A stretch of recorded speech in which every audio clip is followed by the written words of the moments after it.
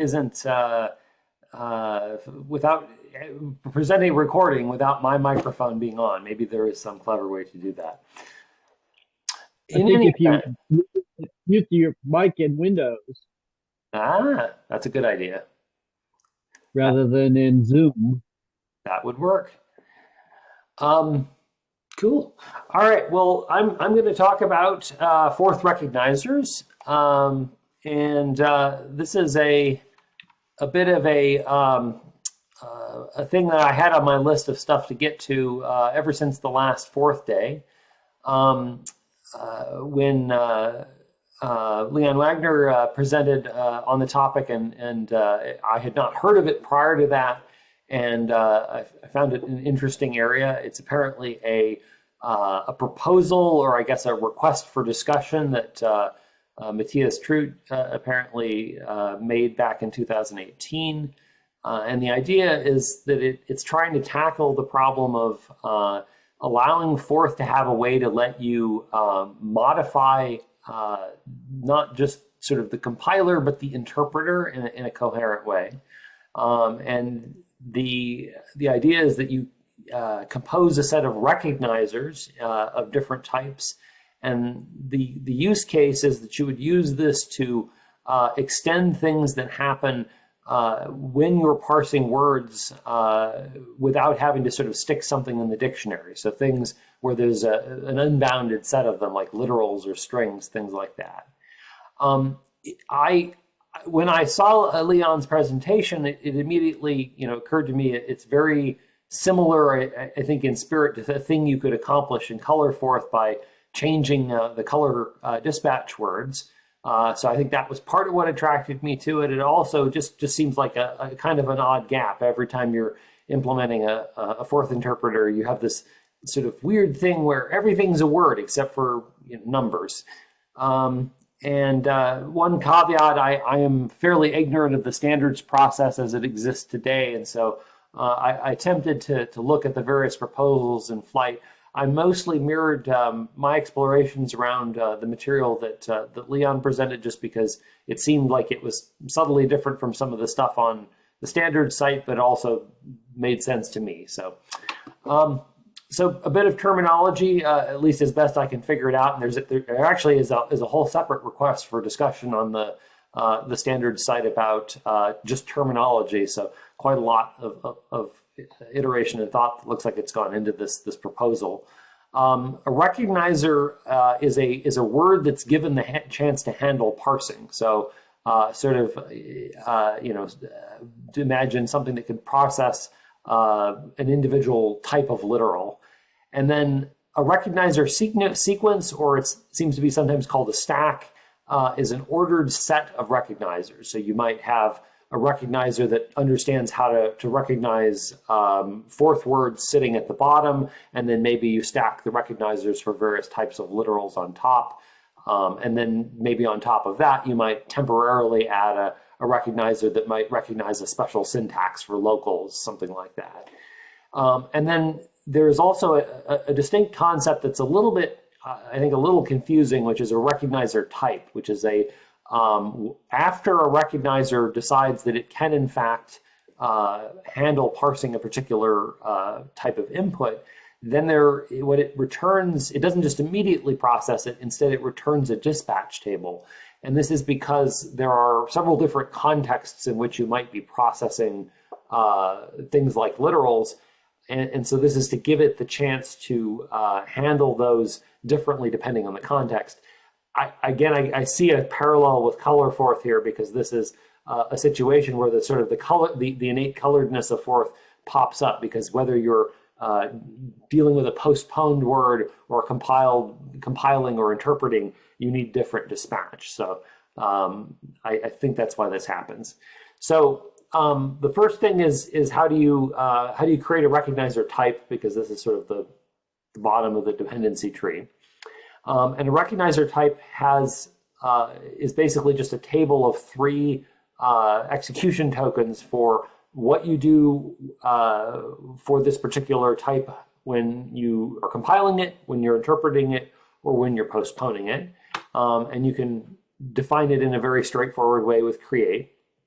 And then the idea is that there are a few standard recognizer types that you might add to the system that do different sorts of dispatch. And so the most basic is that if you need to have a sentinel value for the case where nothing matches, and this is rec type none, and then you'll have a recognizer type for regular words where in the case where you're interpreting, you'll execute them, you'll comma them in or compile them when you're in the process of compiling a word, and when you're postponing, you'll do the operation of postponement.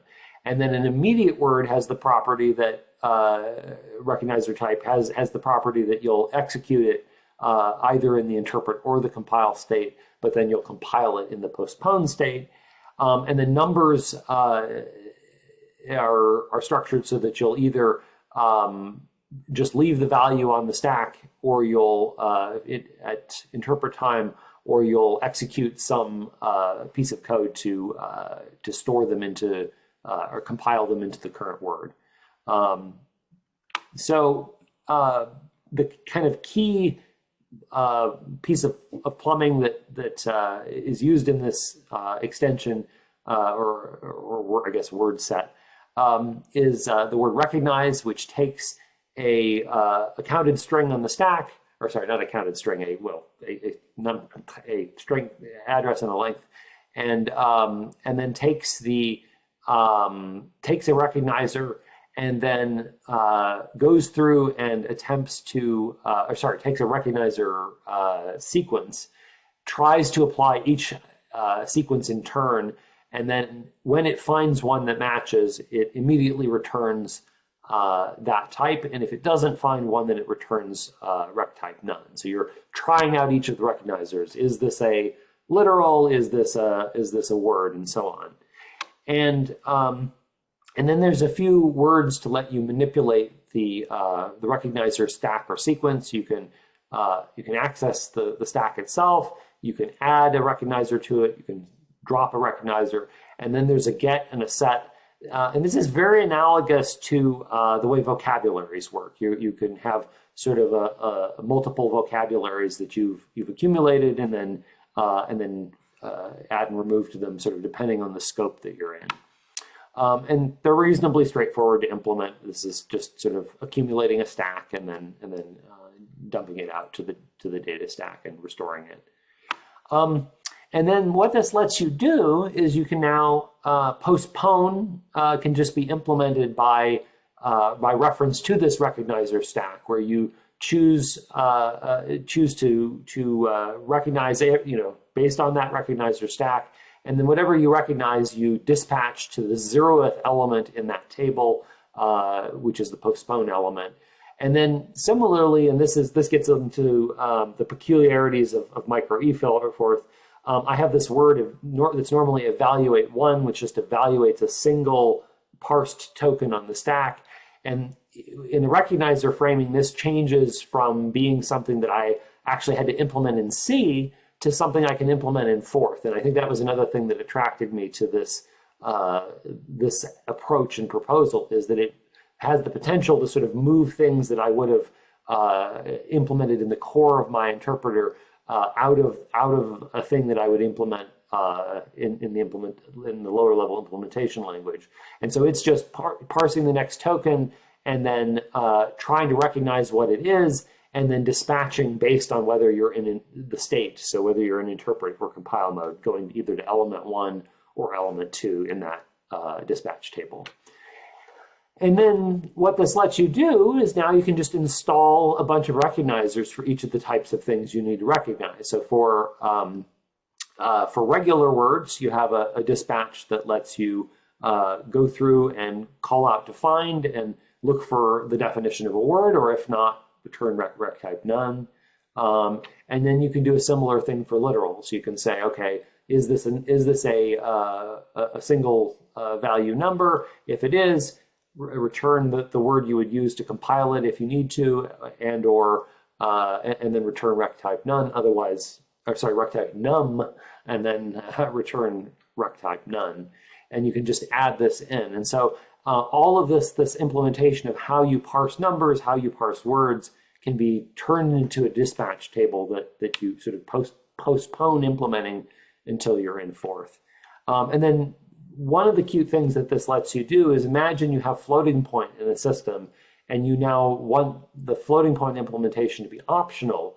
You could optionally decide to compile into the system and install a recognizer for floating point, or not, and sort of leave that out. And so that would allow something that previously you had to sort of bake in the parsing logic for floats. And then what I can do is in my core interpreter, I can sort of transition after this into using my new definition of evaluate and sort of chug along interpreting as I go. It will sort of seamlessly dispatch in the appropriate way, will handle state. So it's actually kind of clean. So overall, I've put this in and I've actually committed it to the tip of trunk version of uEforth. The pro is that it allows me to remove int and float parsing from the core of the system, and I can kind of defer adding them until later. And so I was actually able to go in and remove the C implementations for all of the specialized sort of casing logic I had to do in the core of uEforth, and defer that to do it later. In theory, it could be done in Forth, but I, for now, kept around the C implementation. So I have a single opcode that does number parsing, a single opcode, or integer parsing, a single opcode that does float parsing. In principle, that could now be done in Forth, but I haven't actually done that step. And this sort of lets me excise, one more thing from the core of uEforth. The con is that it requires it's a reasonably complex pile of stuff to add, but it's not too bad, and that's part of why I've sort of decided to stick with it for the moment. There were a few places where early in the boot up of the system I need a few numbers, and so I had to make opcodes for 0, 1, -1, 10 because it's used for new line, and 41 because it's the left parenthesis for the comment character. So I ended up having to sort of have the trade-off of a few more opcodes for a few of the constants that the system needs at the very early stage. But in exchange, I can defer adding sort of all of this logic around the parsing of numbers until later. And so I don't know if folks recall the sort of when I've talked about the sort of core of uEforth. Previously, it consisted sort of these 6 words where you had to be able to, or really five if you don't have floating point built in, but you need the ability to parse, and that ends up being implemented in C. You need to have a dictionary walk implemented in C. Create needs to be there, and then evaluate needs to be there. And then what this lets me do is everything below the line could now be moved out of that core system. And the thing I'm alighting here is that obviously you still need other opcodes, but none of those opcodes have to do anything complicated in terms of like looping or things where they're aware of how the thing works. They're basically single line operations by and large. So that's kind of appealing, and I'm torn because I think it did add to the total complexity a little bit, but it has this interesting flexibility. It means that, for example, before I would have had to have 2 different build configurations to disable floating point. Now I could conceivably have an option where at startup time the system sort of decides not to load floating point. So there's a bunch of different applications that you can apply this to. A big broad category is new kinds of literals. So you could imagine adding complex numbers or rational numbers as sort of a built-in type. The one I'll be talking about in this talk is a thing called logarithmic number systems, which I'll describe in detail in a moment. But there's other things. You could do strings. You could have atoms, kind of like a Lisp. You could imagine something like how dollars is frequently used as a shortcut for hex numbers. This would allow you to add other bases. So you could add a prefix for binary or something. There's other possibilities too. You could add some sort of a generic prefix to, for example, have a syntax to let you store into a variable, where you would just create the value and then put a greater than or something in front of it to store into it. Maybe that's a thing you might not want to do, but it's a thing you could do with this kind of an approach without having to rewrite the entire Forth interpreter to do it. You could sort of do it in a pluggable way. Or another example would be adding a syntax around definition so that the colon could kind of go at the end of the word or something. So anyways, to kind of motivate why this would be interesting, I'm going to talk about logarithmic number systems. So this is oftentimes, Forth folks are kind of frown on floating point. And one of the reasons I think that they do is that most problems are actually, if you're careful about what range you care about, suitable for fixed point. But there are a few problems that are actually truly logarithmic in nature, where you actually need a lot of dynamic range. And so a logarithmic number system is the idea of doing sort of a fixed point logarithm. And so what you do is you store a fixed point representation of what you would essentially raise 2 to that power. So a 1 might be represented with 2 to the with a 0, because 2 to the 0 is 1, or a 2 is a 1, but you'll want to represent that in fixed point to give yourself a little bit of additional dynamic range. But you run into a problem with this, as with any kind of a logarithmic representation, which is it's great for multiplication, it's great for exponentiation, but how do you add and subtract? And there's this related idea called a Gaussian logarithm, which we'll talk about as well. So refresher on logarithms, right? If you've got if you happen to have a value that's the log of x and the log of y, and you add them, you get a number that's the log of the multiple of them. So you've sort of done multiplication with addition, and the same thing works with subtraction. You get division. If you multiply them by a non-logarithm, you get exponentiation. So this is pretty cool. This is the principle and operation behind slide rules and various analog calculating devices, things of that sort. But what about addition? Well, addition hinges on the idea of what is called a Gaussian logarithm, where you postulate these two functions, an S, a summation function, and a D, a difference function. And you say, well, if I had this summation function and I gave it the difference between two logarithms, so what's really the division of them, y divided by x, can I come up with a function that that is a function of a single variable that lets me have a way to compute the sum of the two logarithms on the inside, and similarly the difference? And it turns out that you can. The function that you end up with is 1 plus 2 to the, or whatever your base is, but in this case 2 to the x, and then a similar thing for 1 minus 2 to the x. And these functions look kind of interesting. This is the summation one. It eventually, as it gets higher and higher, turns into something that is identical to a line on the diagonal. So y equals x. And then as you go negative, it eventually just goes to 0. And the intuition of this is, if you think about this definition, what you're doing is that if the difference between two numbers is really big, then you're not going to be scaling them by very much, even if you're adding, even if you're going to add a very small value to them. So imagine you're adding 1 to 1 million. The difference that you're needing to adjust them by is relatively small. Similarly, if the y value is extremely large, then the y value will completely dominate, and you don't take the x value into account. And then this is the function for subtraction, and it has this weird kink in it because there's not a natural way with the logarithms to take into account negative values. There are folks that will do this where they keep track of the sign bit separately. But for my implementation, I've just treated it like sort of there are no negative numbers. And so when you do subtraction, you get the absolute value of the difference. And so this is them together, and they form this interesting, pretty shape. And the intuition, if you want to think through addition, is imagine that we take, x plus this definition for summation.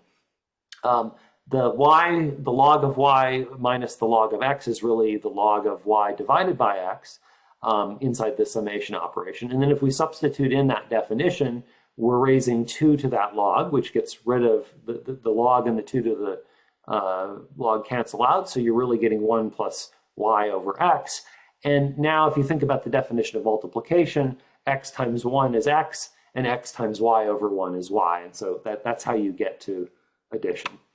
And so this is a cool representation, unlike floating point, which has actually kind of a serious drawback. Like floating point, if you think about it, it's actually a little bit like an automatic transmission for fixed point. You have a series of tiers for your exponent, and then within that tier you have a range that your mantissa can go. But you almost always run into precision problems if you're mixing tiers between different levels and you don't happen to be multiplying. And so in some sense, I think this is actually why fourth programmers kind of traditionally frown on fixed point, is if you know what you're doing with your exponent, for most problems, you should be able to figure out what tier you're in and compensate appropriately.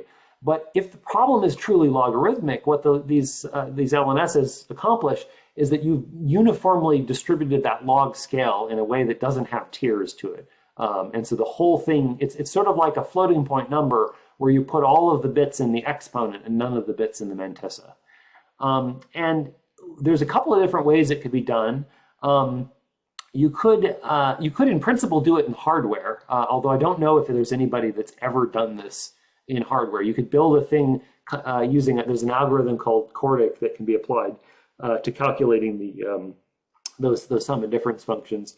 And in principle, you could build a thing that would be about as big as a multiplier. So you'd need a thing as big as a multiplier to do an addition, which may be an interesting trade-off. Do you have more additions or more multiplications? But the other more common option where people have done this sort of quasi in hardware is with a table. And if you have a small number of bits in your fractional part of your exponent, you can get away with a relatively small table. So with an 8-bit fractional part, you end up needing on the order of 2,000 entries.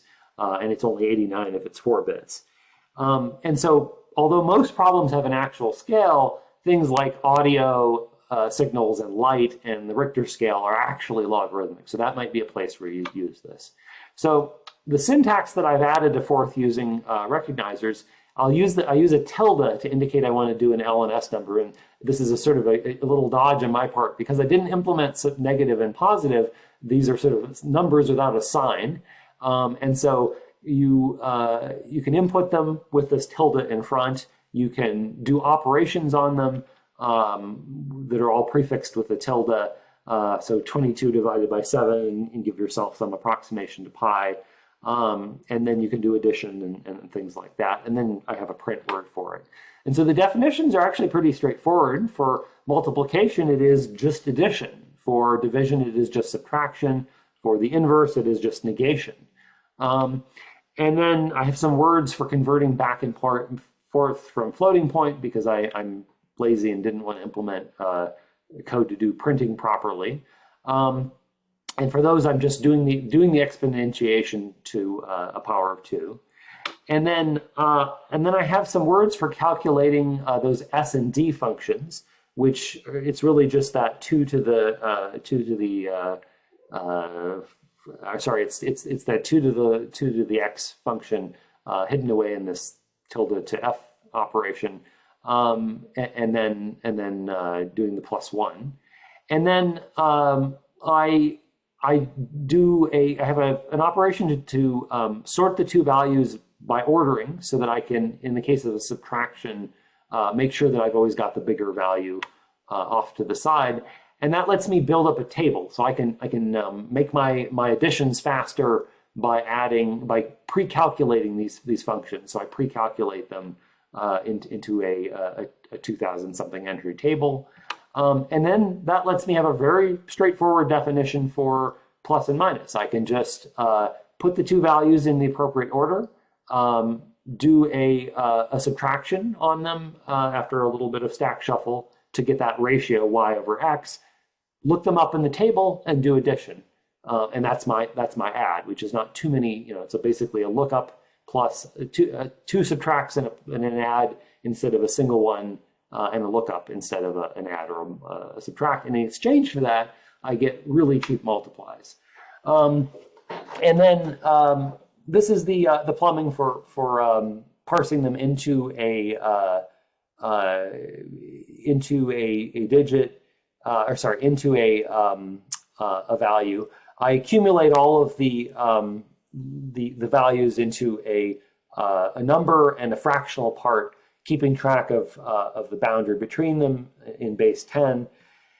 And then this lets me implement a conversion operation that takes a string and goes through and does a good job of converting it to one of these numbers. And then if I want to plug that into recognizers, what I can then do is basically treat this the same as any other parsing operation. I can check to see, I say the recognizer fails in the case where the number is too short, or in the case where it doesn't start with a tilde, then I know that's not one of these special numbers, and then I go ahead and do the conversion.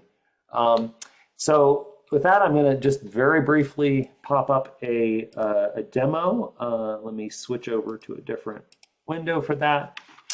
So, so here I am in uEforth. So to give you some idea with these numbers, if I say put in the number 100, on the data stack, what I'm going to see is because I'm reusing the data stack for these numbers, I'm seeing this fairly small integer that represents that same value. And if I go ahead and print it back out, because I'm fitting this to a log scale, I'm not getting exactly 100 back, but I'm getting something that's relatively close. And so to give you some sense, let me do a loop here from 0 to 100. And if I print the set of if I pick just an arbitrary, an integer value, and then print its LNS representation, you'll get a sense of what this scale looks like. So, oops, let me do that differently so you can actually you can see that reasonably well. So you'll notice that the value 0 corresponds to the number 1, and then you go kind of progressively go up, but it's in a log scale, so you're getting kind of an incremental progression. So by the time you get to a number like 256, that's equivalent to the number 2. But already, at 512, now it's the number 4, and 256 plus 512, that's going to be the number 8. So so and this kind of goes very quickly. So if by the time you're at 1,000, you're at 14. At 10,000, you're huge, right? Because this is a logarithmic scale. So let's see how well this works, right? If I take 100 and I multiply it by 33, for example, I can get out a reasonably good approximation.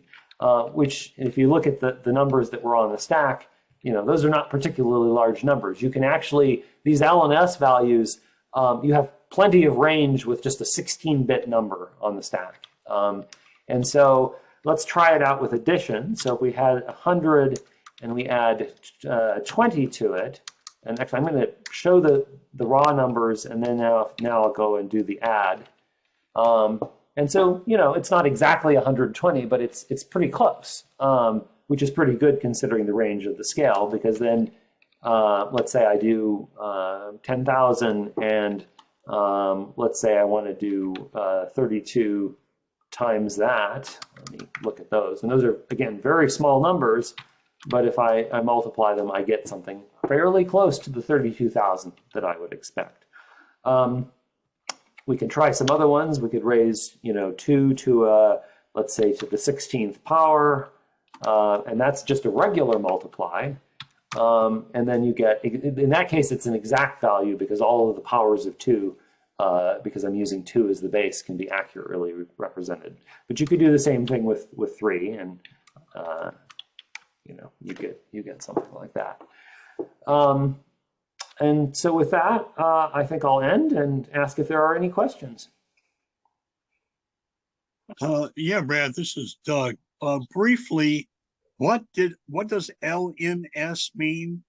Logarithmic number scale, number system, Okay. sorry, logarithmic Got number system. And so the idea, again, is that you're representing every number as the log base 2 of the value you actually want to represent.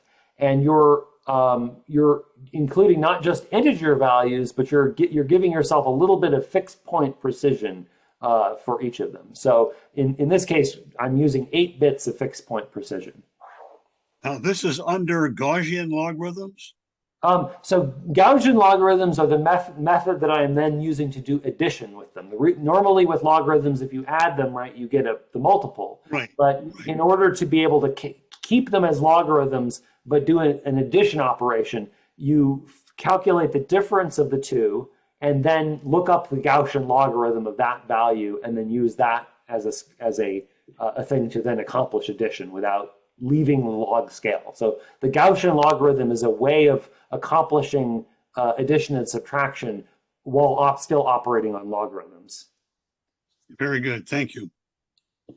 Would this make a fast Fourier algorithm faster?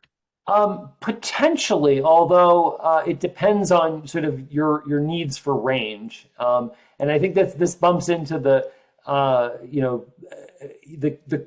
place where this would be useful is something where you actually need the full dynamic range of a logarithmic scale.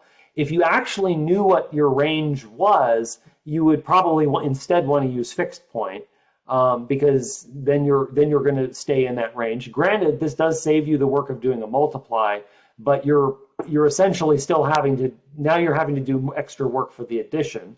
That extra work can go in a lookup table, but that's also true with multiplication. You could have a logarithm table and do a conversion if your range was small enough. So this is sort of there's a sort of a symmetric trade-off here. You can either make addition cheap is the conventional approach, and you make multiplication more expensive, or you can flip it and make multiplication cheap at the cost of making addition more expensive. And they're I think sort of symmetrical trade-offs. So you'd have to find an algorithm to really get any substantial value. You'd have to find an algorithm that has sort of a balance of additional, more multiplies than adds. There are actually some folks out there that have papers where they've looked at a certain class of algorithms and explored using doing this in hardware. I think the main challenge though is that usually the trade-off they're looking at is they're comparing not building like a hardware calculator for the Gaussian logarithm. They're building just a lookup table, and the problem is that once you get above a certain precision, the lookup a lookup table is not as efficient as a piece of hardware that does a thing, but so that kind of blows up on you pretty quickly. The other thing is I'm saying that things like dynamic range of light and sound are useful things, but I don't really have a specific calculation that I can point out with any of those where it's truly the case that you would want to stay in that log space. I think that in my head, I think there's still, if you think about like things like people do, what's the term? They'll do calculations on images with gamma correction, and in some sense, like they'll end up just treating the gamma value. They'll do things with the gamma curves before the calculation, and then do things with the gamma curves afterwards. So I can't really point at I mostly pulled this out as a toy example. I'm not sure I'm really persuaded there, but it's interesting. And I think one thing I find kind of interesting and surprising is that I would not have expected that with such a small number of bits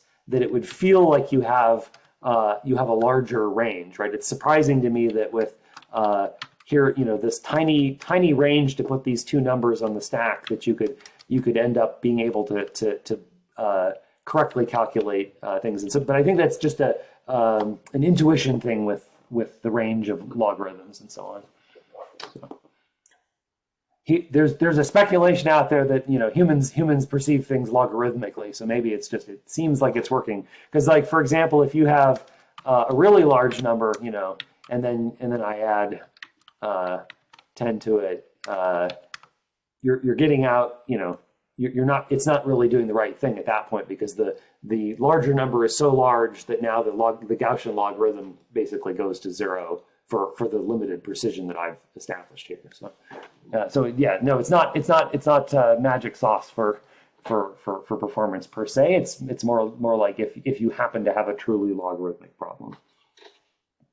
Again, a quick, Doug, yes. we've got to wrap that up, so make it quick. Yes. One of the issues that come up in looking at harmonics is how high a harmonic is significant in your system. Would this methodology allow me to see, should I go to the 20th or 30th or 40th harmonic to explore what kind of power is being transferred? I don't know that it would specifically help. I mean, I think there you'd be wanting to look at things in the frequency domain and figure out look at the Fourier transform or something to see the spikes and so. So I hesitate to pull the plug on anybody, but we have miles to go and promises to keep. And hopefully, Don, you ready to go? I'm ready. Brad, that was amazing. I love your talks. Okay. Let's see.